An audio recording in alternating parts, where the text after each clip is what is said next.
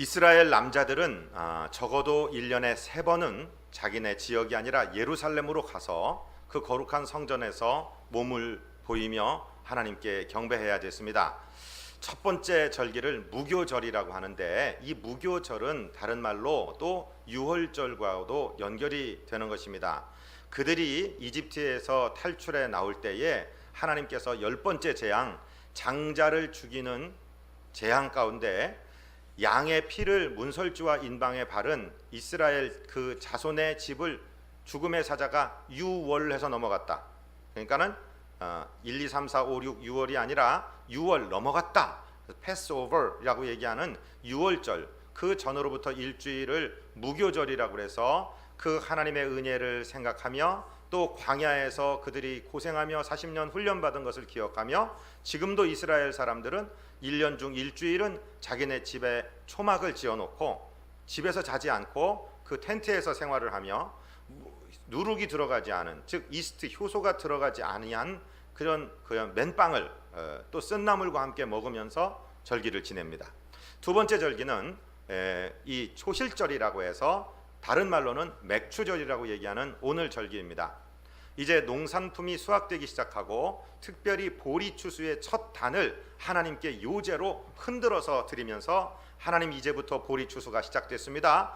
추수가 잘 끝나도록 계속해서 주의 복을 내려 주시옵소서, 감사합니다 하면서 드리는 절기. 그것이 7월 양력으로 7월 첫 주에 있기 때문에 우리는 이제 신약에서는 이 절기를 맥주 감사절, 그래서 1년 중 전반기에 하나님께서 내려주신 은혜를 감사하며 그 복을 세워보며 감사절로 드리게 되고요. 마지막에 수장절이라고 해서 이스라엘 백성들은 가을 추수를 다 마친 다음에 곳간의 모든 곡식을 다 저장해 놓고 하나님께 드렸는데, 이것을 신약에서는 추수감사절, 이렇게 해서 1년의 모든 감사를 종합해서 드리는 감사절기를 맞습니다. 오늘이 그 전반기의 은혜를 감사하며 드리는 맥주 감사절이고, 교회로 볼 때는 우리 교회가 12년 전, 그러니까 2002년 한국 일본 월드컵이 한참 뜨거울 때 7월 7일 첫 주에 우리 교회가 비전교회 이름으로 시작을 하고 이제 12도를 맞게 되었습니다. 지나간 은혜를 생각할 때 하나님께 참으로 감사드리지 않을 수가 없습니다. 또한 지난 전반기 우리 2014년을 생각할 때 세월호라는 큰 비극적인 참극이 있었기 때문에 온 국민이 지금도 마음이 아프고 괴롭지만, 그 가운데서도 하나님께서 우리를 인도하시고 먹이시고 입히시고 오늘도 이 푸른 녹음으로 우리를 붙들어 주시고 또 곡식들이 익어가게 하시면서 우리에게 베풀어 주시는 은총을 생각하며 우리 주님 앞에 감사하지 않을 수가 없습니다. 교회의 12번째 생일을 맞이하여서 오늘 이 아침에는 도대체 교회가 무엇인가, 우리가 하나님의 교회를 어떻게 섬겨야 하는가 하는 것에서 우리가 은혜를 나누기를 원합니다.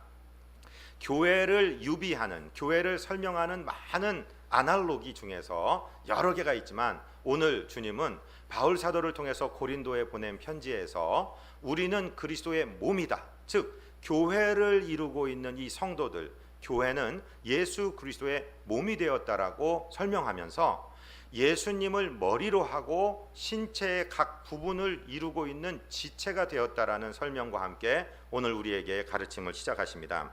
고린도전서 12장 27절을 우리 같이 한번 읽어보겠습니다. 아멘. 너희는 그리스도의 몸이요 지체의 각 부분이라, 이렇게 말씀하세요. 여기서 모르는 단어는, 아마 생소한 단어는 지체라는 단어일 것입니다. 지체라는 것은 가지 지자 몸체자를 말하는 것입니다. 몸을 보면 우리의 나무의 가지처럼 달려있는 부분들이 있죠. 손이나 발이나 귀나 코나 눈이나 입이나 이런 신체의 각 부분이 되는 기관들을 지체라고 이야기합니다.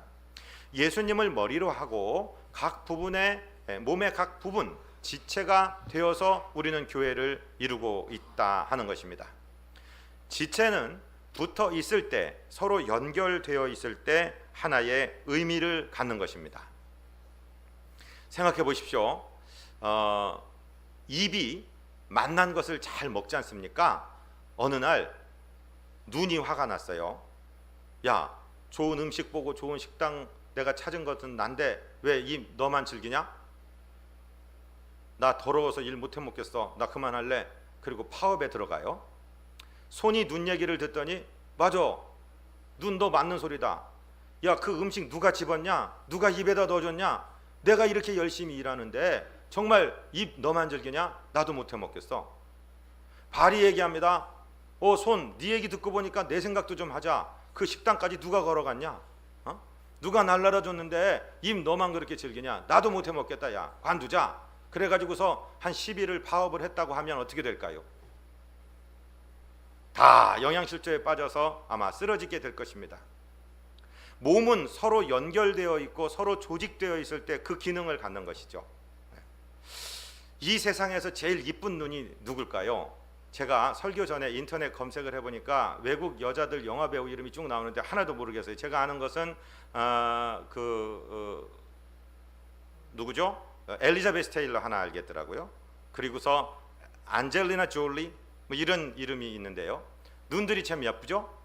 근데 그 여배우 눈을 갖다가 따로 떨어뜨려서 이렇게 접시에다 담았다고 생각해 보세요. 이쁩니까? 흉측하죠. 망측하죠.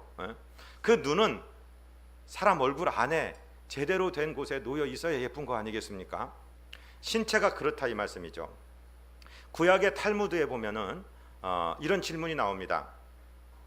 지금도 우리나라나 외국에서 샴 쌍둥이, 몸이 붙어서 태어나는 경우가 많이 있죠. 일란성 쌍생아들이 세포 분열이 잘못되면은 몸의 어떤 부분이 붙어서 나온단 말씀입니다.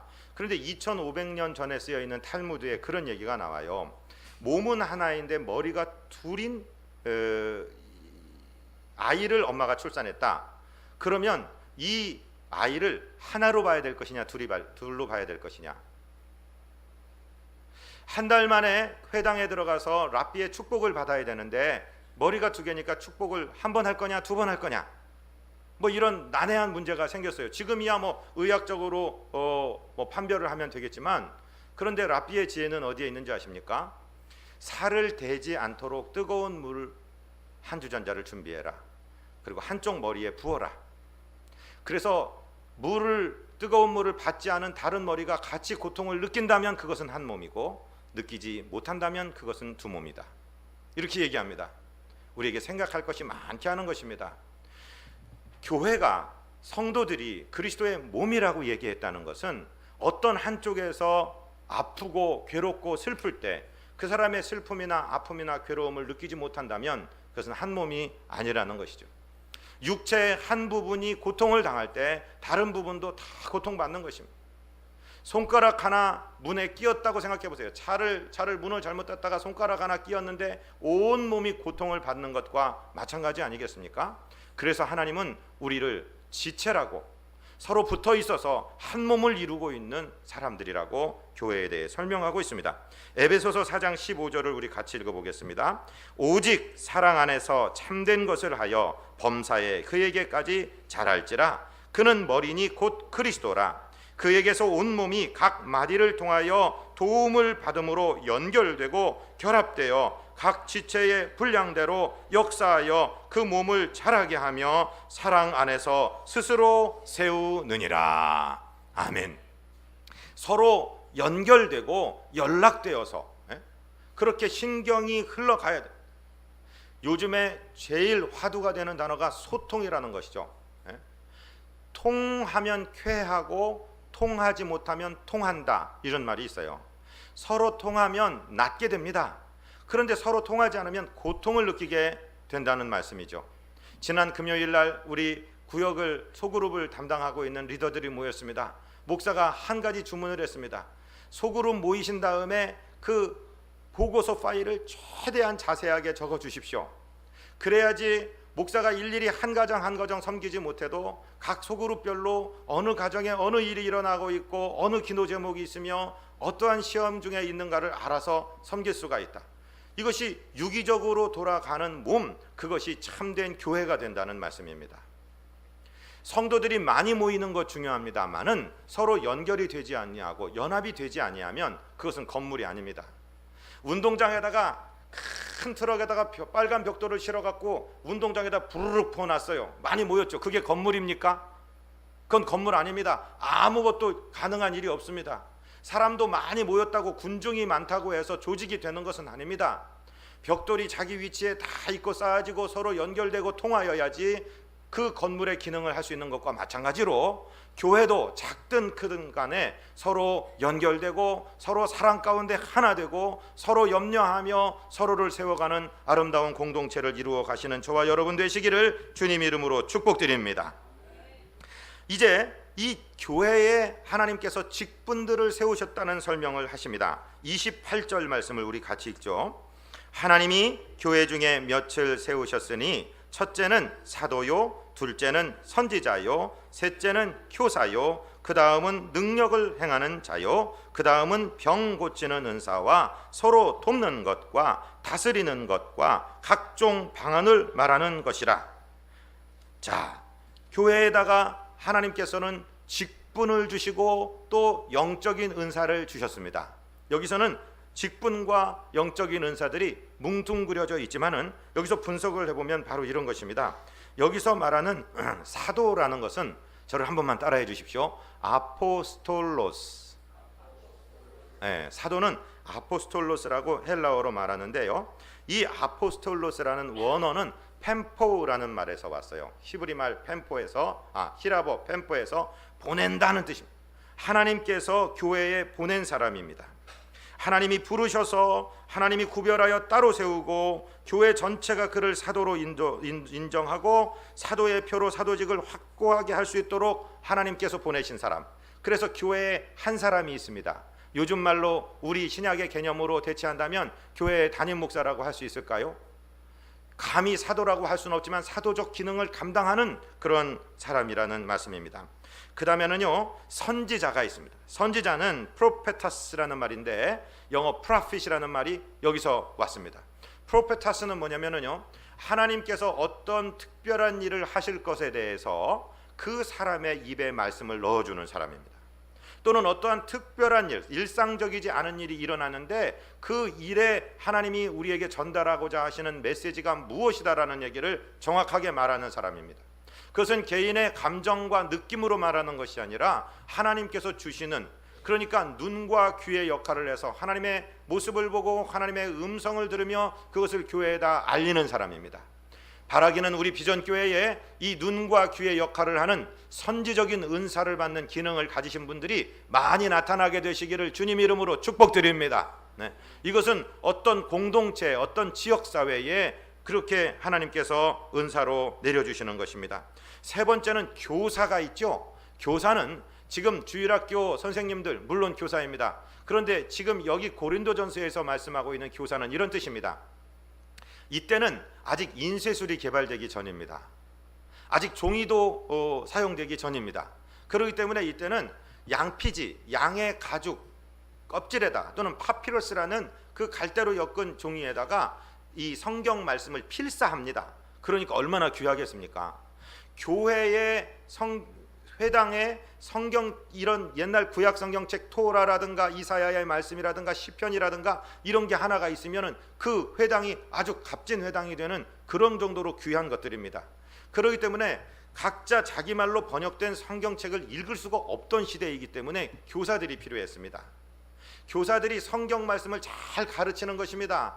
귀로 들어서 마음으로 외웠던 말씀들을 그 회중들에게, 성도들에게 잘 가르치는 역할을 했습니다. 사도나 선지자는 여기저기 돌아다니면서 일할 수 있지만 교사는 일개 지역 교회, 지역 회당에 완전히 거기 자리하고 있어서 그렇게 가르치는 교사들로 세워졌다는 거죠. 그 다음에 돕는 자들, 서로 돕는 자는 안틸렘프세이스라고 해서 지금 우리말로 치면은 집사님이나 마찬가지. 서로 성도들 중에 이렇게 유기적으로 한 몸이 되어서 서로 사랑하며 함께 살아가는 공동체인 교회에 밥을 못 잡수는 분이 누가 있나, 아파서 고민하는 분이 누가 있나, 가정적으로 괴로운 사람이 누가 있나 하면서 돌아보고 살펴보고 서로 사랑의 역할을 감당하는 역할입니다. 지금 우리 교회의 집사님들이 이 일을 감당하고 있습니다. 아멘. 아멘 좀 크게 해보세요, 집사님들. 네. 그 다음에는요, 다스리는 자가 있죠. 다스리는 자는 교회의 교단의 감독들이나 교회에서는 장로님들을 말하는 것입니다. 원래 이 다스리는 자의 뜻은 그 시니오레스 프로빌레스라고 해서 그 공동체에 나이가 든 분이고 경험이 많은 분으로 배예로 얘기하면 선장의 역할을 하는 분입니다. 그래서 이 배가 이렇게 항해 가다가 잘못하면 모래톱에 걸립니다. 암초에 걸립니다. 이쪽으로 가야 됩니다. 이쪽으로 가야 됩니다. 그렇게 다스리는 분을 여기서 말하는 것입니다. 그런가 하면 능력을 행하는 자가 있죠. 각종 방언을 말하는 자가 있죠. 각종 방언은 두 가지 뜻이 있습니다. 하나의 뜻은 이 사투리 외국어의 뜻이라면 선교적인 기능을 가지고 외국어를 잘 해서 외국에 가서 복음을 전파하는 분도 각종 방언을 말하는 사람이고, 또 다른 하나는 사람이 알아들을 수 없는 천국의 언어로 말을 하는 것입니다. 그리고 그 방언을 받아서 무슨 뜻이라고 통역하는 통변이 있습니다. 이렇게 교회에는 여러 가지 직분과 은사가 있는데 저와 여러분 이 직분과 은사에 풍성해지시기를 주님 이름으로 축복을 드립니다. 우리가 교회를 섬길 때요, 이 은사가 있어야 됩니다. 중요한 것은 목사님, 그러면 나는 아무리 생각해봐도 하나님이 은사를 아무것도 안 줬어요. 은혜의 선물을 아무것도 안 줬기 때문에 나는 하나님 일 안 할래요. 이렇게 생각하실 수 있는데 절대 그렇지 않습니다. 저를 한 번만 따라해 보십시오. 은사에 맞는 일을 찾지 말고 일에 맞는 은사를 구하자. 할렐루야. 자, 은사가 언제 내려주는 줄 아세요? 은사가요, 하나님께서 맡겨주신 일을 은사가 아무리 없어도 하나님 섬기는 사랑으로 충성으로 하다 보면 그 현장에서 은사를 주시는 거예요. 신유의 은사를 받은 다음에 병 낫기를 위해 기도하는 게 아니라 아직 은사가 없을 때 병이 낫기를 위해서 막 기도하고 안타까운 마음으로 기도하다 보면은 은사를 내려 주시는 거예요. 예언을 하고 설교를 잘하는 은사를 받은 다음에 설교자가 되는 것이 아니라 말도 둔하고 사람 앞에 서기도 겁이 나지만 내가 어떻게 하면 성도들을 하나님 말씀을 잘 먹이고 잘 세워서 이분들이 하나님의 복 가운데 형통한 삶을 누리게 할까 하는 사랑의 마음으로 말씀을 전하다 보면 하나님께서 말씀을 전하는 은사를 주시는 줄로 믿습니다. 무엇인가를 일을 해야 되는데 나는 너무 가난하고 너무 무능하고 아무 힘이 없습니다. 하나님께서 기적을 일으켜 주시지 않으면 우리 교회, 우리 성도들 섬길 수가 없습니다. 하나님 제발 도와주세요, 도와주세요. 기도하다 보면 기적을 행하는 능력이 나타나는 거예요. 할렐루야. 하나님 일하는 가운데 하나님이 은사를 베풀어 주시는 줄로 믿습니다. 은사를 구하시며 일하시기를 바랍니다. 일하시며 은사를 구하시기를 바랍니다. 그러다가 하나님의 기적을 발견하게 된다, 이 말씀이죠. 그런데 이 은사는 받았으면은요, 어떻게 해야 되냐면은요, 이 은사를 받았으면 그 범위 안에서 일하는 게 아니라 더욱 큰 은사를 하나님 더 주시고 더 주세요 하고 사모하라고 오늘 본문은 말씀하고 계세요. 오늘 마지막 절 31절 전반부를 우리 같이 한번 읽어보겠습니다. 너희는 더욱 큰 은사를 사모하라. 할렐루야. 하나님 일을 하면서 하나님 은혜의 선물을 주세요. 내가 찬양된대요. 더 아름답게, 더 발음을 정확하게, 더 이 하나님을 찬양하는 뜻을 온 성도들에게 불러서 성도들의 마음속에 아멘이 나오게 하고 같은 한 마음으로 하나님께 영광 돌리기 원합니다. 더 잘하게 해주세요. 음정도 더 잘 잡게 해주세요. 박자도 더 잘 맞추게 해주세요. 우리 비전 찬양대는요, 인원은 적지만 저는 감사한 게 은혜의 찬양을 한다는데 감사해요. 노래 잘하고 웃고 악보를 맞추는 이런 게 아니라 하나님 안에 우리 마음의 찬양을 올리는 것에 참 저는 감사하고 감사합니다. 하나님을 사랑하는 마음으로 섬기다 보면 더 큰 은사를 주실 줄로 믿습니다. 고린도전서 14장 12절에서도 똑같은 말씀이 반복되고 있습니다. 같이 읽겠습니다. 그러므로 너희도 영적인 것을 사모하는 자인즉 교회의 덕을 세우기 위하여 그것이 풍성하기를 구하라. 아멘. 나는 은사가 요 정도니까 요 정도만 섬길래요. 아니에요. 사랑이 크다 보면은 더 큰 은사, 더 풍성한 은사를 내려주시는 줄로 믿습니다. 사랑하고 존경하는 성도 여러분, 은사를 사모하시기를 바랍니다. 하나님의 일은요, 하나님이 하시는 거예요. 하나님의 일은 세상 지혜로 하는 게 아니에요. 그래서 하나님께서 은사를 내려주셔야 돼요. 은사는 은혜의 선물을 말하는 것입니다. 하나님께서 우리에게 주시는 재능을 말하는 것입니다. 이것이 풍성하기를 구하시기를 바랍니다. 그런데 말씀입니다. 이제 여러분들이 기도하시다 보면 은사를 받게 됩니다. 갑자기 내가 기도하는데 사람이 막 병을 고쳐지게 되고 기적이 일어나고 또 하나님께서 내 눈을 열어주시고 귀를 열어주셔서 신기한 환상과 음성을 들려주십니다. 그럴 때 기억하십시오. 저를 따라하십니다. 은사는 교회의 유익을 위하여 교회에 주시는 교회의 선물이다. 할렐루야. 이 은사가 개인에게 주어졌다고 해서 내 것이라고 착각하면 신앙에 큰 어려움이 생깁니다. 교회를 잘 섬기도록 성도를 유익하도록 주신 은사인데 내게 주셨으니 내 거다가 생각하면 교회가 무너지고 자기도 무너지게 돼 있어요. 정말 명심해서 이 말씀을 들어주시기를 간곡히 부탁을 드립니다. 에베소서 4장 12절에서 뭐라고 설명하십니까? 같이 읽습니다. 이는 성도를 온전케 하며 봉사의 일을 하게 하며 그리스도의 몸을 세우려 하심이라. 할렐루야. 은사를 왜 주셨다고요? 그거 가져서 나는 이런 은사 있네, 내가 자랑하겠네, 내가 기도원 차릴 테니까 기도 받으려면 나한테 오게, 돈 봉투 가지고 오게, 밥 사게, 이렇게 하라는 게 아니에요.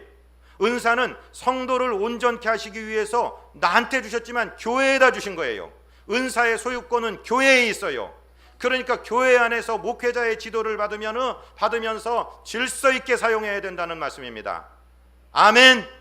아멘. 크게 하십시오. 아멘. 은사로 충만하시기를 바랍니다. 그러나 그 은사는 나의 유익이 아니라 성도를 온전케 하기 위해 주셨다. 그리스도의 몸된 교회를 세우기 위해서 주셨다. 그리스도의 몸을 세우는 봉사를 잘하기 위해서 주셨다. 그러니까 교회에서 사용해야 된다. 할렐루야.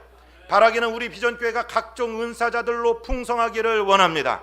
병 고치는 은사들 많이 나오시기를 바랍니다. 능력을 행하는 분들 많이 생기시기를 바랍니다. 예언을 행하시는 분들 많이 나오기를 바랍니다. 각종 방언과 통변에 능한 분들 많이 나오시기를 바랍니다. 그래서 교회에 환자가 오면 기도해서 고쳐내야 돼요. 환난을 당한 자가 오면은 기도해서 능력으로 살려내야 돼요. 할렐루야. 복음이 전파되어야 돼요. 그리스도의 몸을 세우라고 하나님이 교회에 주신 은사를 자기 것으로 착각하고 가다가는 교회도 무너지고 자기도 망하고 결국에 비참한 결말을 받게 되는 것을 저는 많이 보고 있습니다. 우리 주님 앞에 그 사랑을 구하시기를 바랍니다. 그런데 오늘 본문 마지막 절에 보면은요, 이런 말씀이 쓰여 있어요. 우리 31절을 다시 한번 읽습니다. 너희는 더욱 큰 은사를 사모하라. 내가 또한 가장 좋은 길을 너희에게 보이리라. 아멘. 더욱 큰 은사를 사모하라고 말씀하신 다음에 너희에게 가장 좋은 길을 보이겠다 하고서 이것이 고린도전서 12장이 끝나는 절입니다. 그리고 막바로 고린도전서 13장이 시작되는데 고린도전서 13장의 별명이 무슨 장? 사랑장이에요. 사랑장. 자, 성경에 몇 장, 몇 절 이런 것은 성경 쓸 때부터 이 바울이면 바울, 이 저자가 쓴 게 아니고요, 1510년 이후에 성경학자들이 갖다 붙인 거예요. 그러니까 바울이 고린도 전서라는 편지를 쓸 때는 1장, 2장 이렇게 쓴 게 아니에요. 그냥 통으로 된 하나의 편지예요. 내가 너희에게 가장 좋은 것을 보이리라 하고 바로 나오시는 것이 사랑의 말씀입니다. 그러면 은사를 가장 풍성하게 받는 것, 가장 좋은 은사는 무엇이냐? 바로 사랑하다 받는 은사고 사랑의 은사가 최고의 은사라는 말씀을 드립니다. 여러분, 은사를 구하지 말고 사랑을 구하시기 바랍니다. 성도들을 향한 사랑을 내 마음에 주세요. 하나님, 이 땅에 저 고통받는 영혼들에 대한 사랑을 내 마음에 주세요. 그러면은요, 하나님이 그 사랑의 마음을 가진 사람에게 하나님의 은혜의 선물을 주십니다. 왜냐하면은 은사라는 것을, 저를 한번 따라해 보세요. 카리스마타. 이 은사가 카리스마타라고 얘기하는데 이 사회학에서는 막스 베버라는 사람이 카리스마라는 거를 처음 썼어요.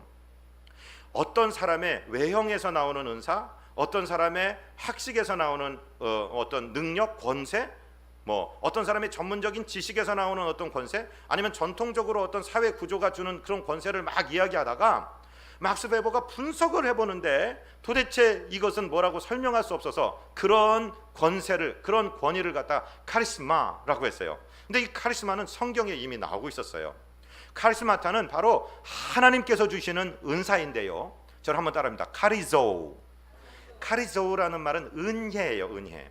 카리조라는 단어에서 카리스마타라는 은사가 파생되어 나왔습니다. 즉 하나님이 우리를 사랑하셔서 공짜로 주신 것을 은혜라고 하는데, 은사도 역시 마찬가지로 돈 주고 사고 파는 것이 아니라 하나님이 우리를 사랑하시기 때문에 은혜의 선물로 주시는 것이 은사다 이 말씀입니다.